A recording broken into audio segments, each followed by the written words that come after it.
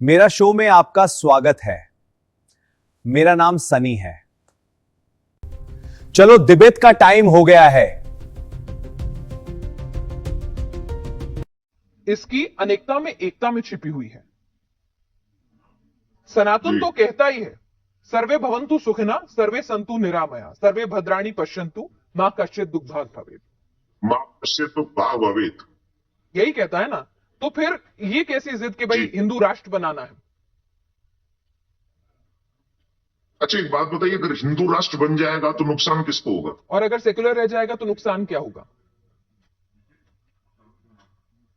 मुझे अपने धर्म पे पूरा विश्वास है। मेरे धर्म ने न जाने कितने आक्रांताओं को, सुनिए ना, हिंदू, मैंने क्या कहा, हिंदू धर्म, आवाज आ रही है? जी आ रही है। मैं कह रही हूं कि किसी को नहीं होगा कोई नुकसान। पर एक बात बताइए ना, जो जैसा है, अगर मुझे मेरे धर्म पे भरोसा है तो ना तो मुझे कन्वर्जन कराने की जरूरत है। मेरी वॉइस आ रही है आपको? जी आ रही है देवकीनंदन ठाकुर जी। मैं कह रही हूं, अगर मुझे अपने धर्म पे भरोसा है, मुझे अपने धर्म की शक्तियों पे भरोसा है, मुझे अपने धर्म की क्वालिटीज पे भरोसा है, तो दुनिया उसके आगे नतमस्तक होगी। आज योगा को दुनिया ने माना।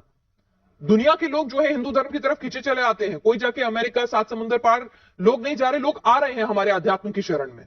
तो फिर ऐसे में क्या जरूरत है कोई राष्ट्र घोषित करने की? जो हमारे भारत की खूबसूरती है, अनेकता में एकता की, उसे कायम क्यों नहीं रख सकते हम सेकुलर राष्ट्र के तौर पर? क्यों हम हिंदुओं को सीमाएं में बांधे? मैं ये पूछ रहा था आपसे कि अगर हिंदू राष्ट्र बन जाएगा तो नुकसान किसको होगा? फायदा किसको होगा? फायदा पूरी मानवता को। मेरे को अपने धर्म पे पूरा भरोसा है। दुनिया इसकी तरफ खींची चली मुझे भी है।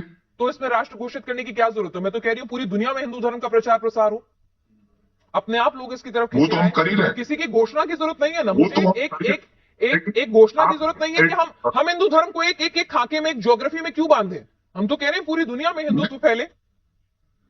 अरे फैल रहे हैं हिंदू। हाँ, तो फिर क्या जरूरत है उसे एक ज्योग्राफिकल बाउंड्री में बांधने की? क्या जरूरत है? क्या जरूरत है? मैं तो कह रही हूं कि अगर लोगों को पसंद आएगा हिंदू धर्म इतना, उसमें इतनी अच्छाइयां नजर आएंगी, तो हो सकता है America, Britain, south Africa, Antarctica से लेकर सब जगह हिंदू ही हिंदू होंगे। क्या दिक्कत है उसमें? ये तो लोगों को तय करने दीजिए ना कि इसमें इतनी अच्छी खूबियां। उसे एक ज्योग्राफिकल बाउंड्री में बांध कर क्यों कैद कर रहे हैं? अच्छा, एक बात बताइए, अभी आपको लगता है कि जिन जिन जगहों के नाम आपने लिए वहां हिंदू नहीं है? बिल्कुल है। तो मैं वही तो कह रही हूं आपसे कि ज्योग्राफिकल बाउंड्री में क्यों बांधना है? क्या सेकुलर स्टेट रहने देने में क्या दिक्कत है? क्या नुकसान हो रहा है? किसी हिंदू धर्म की जान को खतरा हो रहा है? किसी हिंदू की के साथ कोई दिक्कत हो रही है?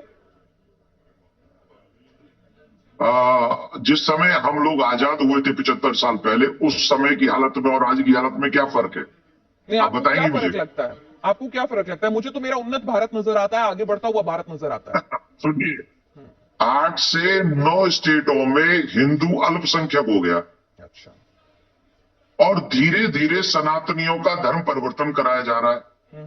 धीरे धीरे सनातनियों के ऊपर जातीय या कैसे कैसे प्रहार किए जा रहे हैं। धीरे धीरे एक कुर्सी के लिए हम लोग किसी भी सीमा को पार कर रहे हैं, क्योंकि हम सबको कुर्सी चाहिए, हम सबको देश सखंड नहीं चाहिए। अगर हम देश के लिए नहीं रहेंगे, अब हमारी परंपराएं कहां चलेगी? बताइए, संस्कृति। इन 75 सालों में हमारे देश के संस्कारों का क्या हाल हुआ? आप जरा कृपा करके मुझे अपने नेशनल चैनल पे बताइए। आज हम क्या उसी संस्कार के साथ जी रहे हैं जो 75 साल पहले जी रहे थे? देवकीनंदन ठाकुर जी, आप मोबाइल का इस्तेमाल करते हैं, आप मेरे साथ स्काइप के जरिए जुड़े हुए हैं। इंटरनेट टेक्नोलॉजी के इस्तेमाल में बहुत कुछ बदल रहा है ना? बिल्कुल बदल। ठीक है। तो ऐसा नहीं है कि लोग बाग परंपराओं का पालन नहीं कर रहे होंगे, पांचों उंगलियां बराबर नहीं होती। परंपराओं का पालन हो भी रहा है, कुछ छूट भी रही है, उनको रिवाइव करने की कोशिश भी हो रही है। आपको मालूम भी है कितने माँ बाप जो है घर में बूढ़े बूढ़े अकेले पड़े और आंसू बहा रहे हैं? मैं कथावाचक हूं, मेरे पास में इतने लोग आते हैं और उनके दुख दर्द, आप क्योंकि आप पत्रकार हैं, आप एक सीमित दायरे में, मैं असीमित दायरे में जाता हूं और वहां जब दर्द सुनता हूं ना तो हृदय कांप जाता है मेरा। सनातनियों का, क्योंकि वो मेरे संस्कार में दर्द इसलिए है क्योंकि माता पिता इसलिए अकेले हैं क्योंकि भारत हिंदू राष्ट्र नहीं है। मतलब एक आदमी अपने माँ बाप को छोड़ गया, इसीलिए छोड़ गया क्योंकि भारत हिंदू राष्ट्र नहीं है। इसका हिंदू राष्ट्र से क्या लेना देना है? तो संस्कार, लोगों की सेंसिटिविटी की बात है ना सर। गलत तरीके से प्रस्तुत, आप मेरी चीज को गलत तरीके से प्रस्तुत कर रही है। हिंदू राष्ट्र का मतलब है सनातन परंपरा। सनातन संस्कृति के ही हमारे आचार्य भगवान श्री राम जो अपने मां सौतेली मां के कहने पर 14 वर्ष के लिए वन को चले गए थे, वो है संस्कार। और ऐसा संस्कार निर्माण करेगा हिंदू राष्ट्र का, सनातन राष्ट्र का। और वो सनातन राष्ट्र किसी पे कुठाराघात नहीं करेगा। सनातनियों ने किसी पर आक्रमण नहीं किया है। सनातन किसी को मारना नहीं चाहता। सनातन सबको प्यार देना चाहता है। सनातन सबको अपने साथ में रखना चाहता है। मैं एक जगह पर था, एक पत्रकार बंधु ने कहा जब आप हिंदू राष्ट्र बनाएंगे तो आप हमें कृपा करके बताइए उसमें हमारे मुसलमान भाइयों की क्या उपलब्ध क्या रहेगा, मुसलमान भाइयों का क्या रहेगा। मैंने उससे कहा था कि यही रहेगा जैसे राम जी के राज्य में लक्ष्मण का था, जैसे शत्रुघ्न का था, वैसे भरत का था। ये है सनातन, ये है हिंदू राष्ट्र। हिंदू राष्ट्र बनेगा। क्या हिंदू धर्म इतना कमजोर है कि उसे मैं पूछ रहा हूं, क्या हिंदू धर्म इतना कमजोर है कि उसे एक डिक्लेरेशन की जरूरत है? हिंदू धर्म इतना कमजोर है कि उसे डिक्लेरेशन की जरूरत है कि हिंदू राष्ट्र बना लो? मैंने कहा ना, हिंदू धर्म इतना कमजोर है, देश के कानून पे भरोसा नहीं है। अगर आप कह रहे हैं धर्म परिवर्तन हो रहा है तो मुसलमानों का भी हो रहा है। मुसलमानों का धर्म परिवर्तन तो बागेश्वर महाराज ने अपने मंच पर कराया और बड़े गदगद हुए, बड़ी तालियां बजवाएंगे, बहुत खूबसूरत शानदार काम किया है। वीडियो अच्छी लगे तो चैनल को सब्सक्राइबर्स कर देना।